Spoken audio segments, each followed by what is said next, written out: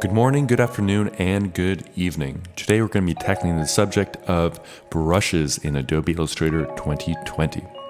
So let's create a new document and hit F7 to bring up your layers window, and then Command L for a new layer.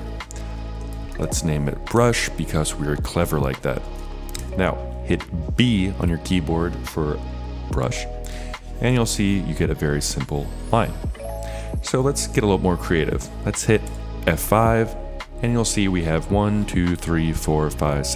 different brushes, which doesn't seem like a lot for Adobe Illustrator. That's because there are a ton more. Let's go down.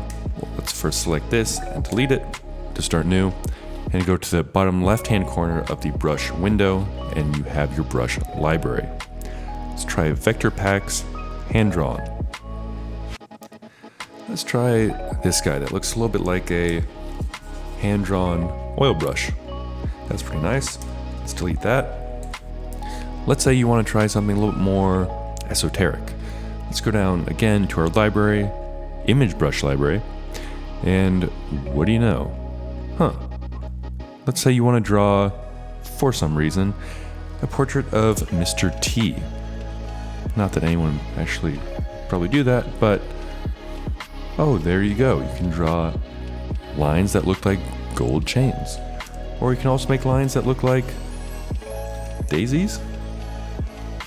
Alright, probably nobody's ever used that, but it's there for you. And let's just go back to the normal old brush to end things.